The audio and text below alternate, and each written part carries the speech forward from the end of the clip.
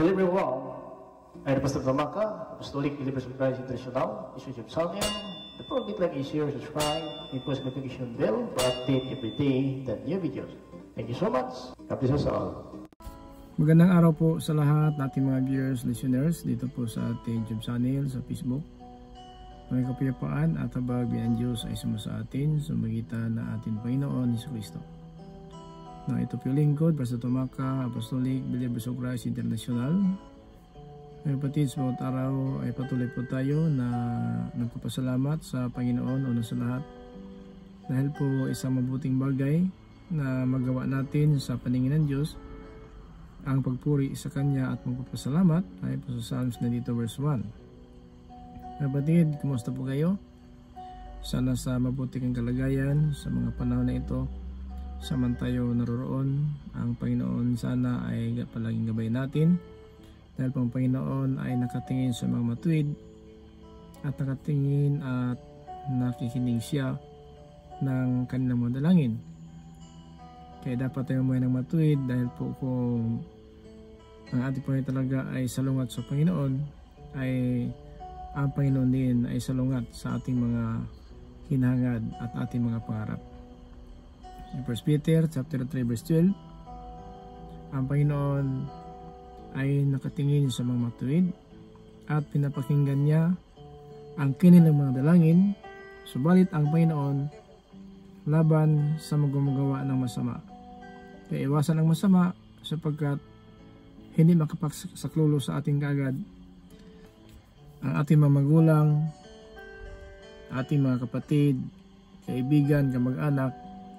Hindi po kaagad sila makapagsaklolo sa atin, subalit ang Diyos kaagad makasaklolo sa atin sa oras ng kagipitan, sa oras ng sakuna, sa oras ng mga pangyayari na hindi po natin nasahan. Now, tumawag man tayo sa ating mga magulang, kahit sabihin natin 1 kilometro lang, mahirap tayo masakluluhan kaagad. Subalit ang Diyos, kahit seconds lang po, ay maaari tayo sakluluhan ng Panginoon na ating Diyos at iligtas tayo sa mga masama. Ngayon mga kapatid, ang layunin ng Diyos sa atin na sana po sa bawat araw pagpatuloy po tayo na umaasa at gawin natin kung ano ang mga utos ng Diyos dahil nangarap po tayo, dahil tayo po marami tayong hinahangad, marami tayong sabihin natin inaasahan na mga bagay na sana makamtan. So, subalit mga kapatid, hindi natin makamtan yun, mga bagay na yun, kung hindi po ipagkaloob ng Diyos. Tama nga Biblia sa Proverbs chapter 16 verse 1, na sa tao ang pagpaplano, subalit sa ating Panginoon Diyos ang kasakatuparan. Ito pibibigay po sa atin at hindi man. Kaya gagawin natin mga kapatid, sa bawat araw, mamuhay tayo ng matuwid at maka-Diyos, maayos, upang ang biyaya ng Diyos talaga ay ating makamtan. Now, sabi ni Apostol Juan, 1 John chapter 3 verse 22, na matanggap natin ang ating kahilingan sa Panginoon at ibigay ng Panginoon sa atin ating mga pangarap dahil sinusunod natin ang kanyang mga utos. So, yun po ang sikreto. Hindi mga kapatid na ang ating pasalimutan, umaasa tayo ng kakayahan natin, umaasa po tayo ng ating kayamanan, umaasa po tayo ng ating karunungan. Subalit mga kapatid, iba po. Pag ang Diyos po ang nagbigay ng biyaya sa atin, ito po hindi maubos dahil po ang Diyos ay siya po ang Diyos nang bibigay sa lahat ng ating mga kahilingan. Yung gawin natin mga kapatid, patuloy lang po tayo na manalig sa Panginoon at gumawa ng katuwiran dahil po ang Panginoon nakatingin sa mga matuwid. Ayun po sikreto mga kapatid, at kung pagpapala ang nais natin, ang sabi ni Apostol Juan, 1 John chapter 3 verse 22, na sabi ng Biblia na kung ating gawin ang mga utos ng Diyos ay matatanggap natin ang ating mga pangarap o kahilingan sa Panginoon. Na hindi po tayo magpapagod kasi ang salimutan, minsan ang linggo, patatrabaho po sila para po makamtan talaga ang mga pangarap sa buhay. Pero may sikreto po mga kapatid ay po sa Matthew chapter 6:33 na unahin ninyo ang paghanap ng kaharian at ang pagiging matuwid na mula sa Diyos. Lahat po ng bagay na ating hinahangad, ibigay po ng Panginoon yan. So, hindi po na tayo maghihirap Hindi tayo talaga na sabihin natin magpapagod ng mga panahon na halos na hindi po tayo magpahinga para makuha natin ating mga pangarap. Hindi po yun ang sikreto. Ang sikreto ng buhay, maging masunurin lang tayo sa Panginoon dahil walang mahirap sa Panginoon. Mahirap sa tao, sa Diyos walang mahirap. Kaya dahil walang mahirap sa Diyos tayo lalapit, sa Diyos tayo mga kapatid susunod kung ano po ating mga ninanais po. Huwag na tayo sabihin natin dalawang isip, kundi nasumunod tayo ng utos na Diyos dahil po yun po ang isang sikreto na para po makamtan natin ating mga kahilingan. Na bawat araw naman tayo nagtatrabaho, nangarap tayo, magkaroon tayo ng bagay, sana makamtan natin ng mga bagay, pero ang Diyos lang po nakaalam. Ayon po sa Proverbs chapter 16 and verse 1. Yung kaya hanggang na nandito pa tayo sa libutan, makinig tayo ng aral ng Diyos para maisagawa natin ang ating mga napakinggan, dahil po hindi po natin magawa ang kalooban ng Diyos kung hindi po tayo makinig ng kanyang mga utos. Kasi ang utos ng Diyos, nagbigay sa atin ng kaligtasan, nagtuturo ng kabutihan para pagpapala ating makamtan. Now, sana mga kapatid, sa ganitong paraan, itong ating mga video na ating ginagawa, ating pinopost ito sa YouTube channel, sa Facebook. Sana ibigay po sa ito ng karagdagan, ng kaalaman, karunungan, upang naambiyayan ang Diyos talaga ating makamtan. Na hindi pa uli ang lahat, habang may pag-asa, is Ecclesiastes, Kabanata 9, talata 4, habang buhay ang tao, may pag-asa. Dalbay pa tayo, ang pag-asa natin ay ating pumakamtan.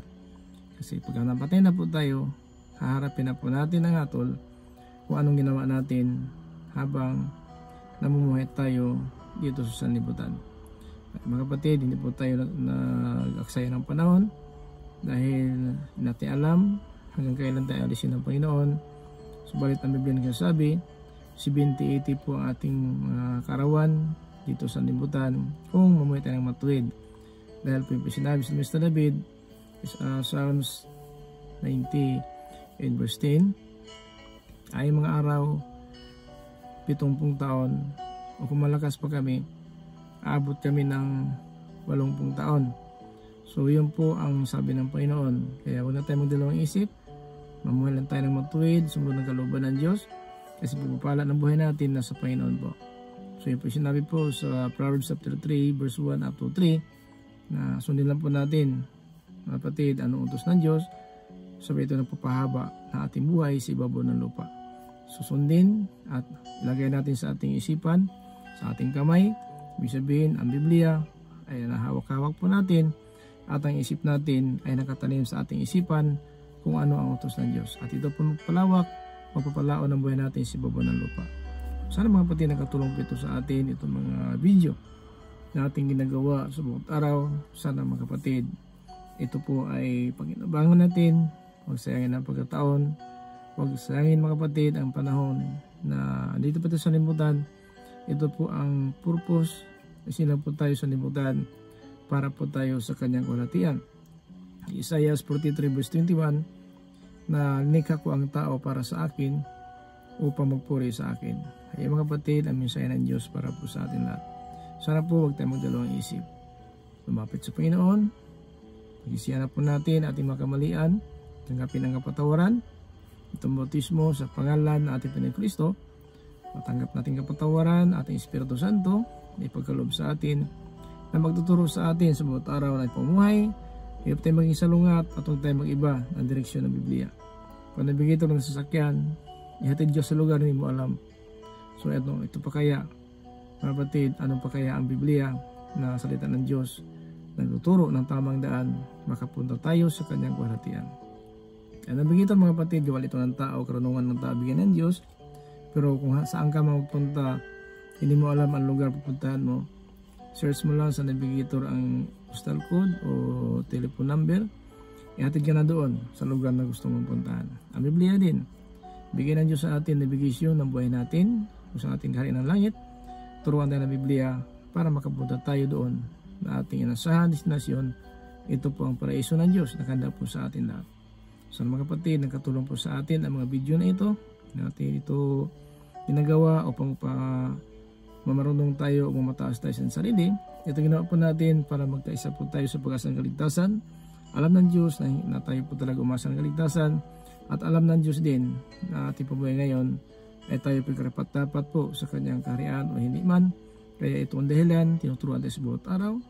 Ano ang nararapat na pamuhay para may sagawaan natin ang kanyang mga utos na bibigay sa atin ng buhay na walang hanggan. Sabi ng Panginoon Kristo, kaya kapatid, sinasalisik ninyo ang kasulatan dahil inakala ninyo magkaroon kayo ng buhay na walang hanggan. Isa John 5:39. At ito po nagpapatunay at nagpatuturo sa akin. Sabi niya po ni Kristo, totoo mga kapatid, ang Biblia, binabasa natin, makilala ang isang Diyos, si Kristo ang kanyang sinugo. At yan mga kapatid, nagkaroon tayo ng buhay na walang hanggan sa mga salita ng Diyos na ating napakinggan, pinapangalan sa buong sanlibutan. At ayaw ng Diyos, may isang mapahamak ay po sa 2 Peter chapter 3 verse 9, na ang Panginoon hindi siya nagpabaya ng kanyang pangako ayon sa akala ng iba. Subalit ang Diyos nagpakumbaba ay ang isang mapahamak, at sana magkakamit ng pagsisi at tumalikod sa masamang pamuhay. So ito mga kapatid, ang mensahe ng Diyos para po sa atin.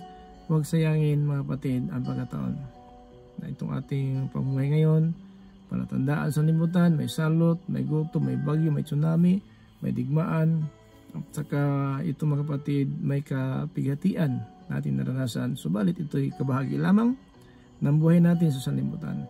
Huwag natin kalimutan, sa bawat pagsubok ng panahon, ang buhay natin parang usok lamang. Santiago chapter 4 and verse 14. Ito po yung link, Pastor Tumaka, Apostolic Believers of Christ International. Sinin to us, grace, mercy, in peace. Be with you as Jesus Christ. Amen.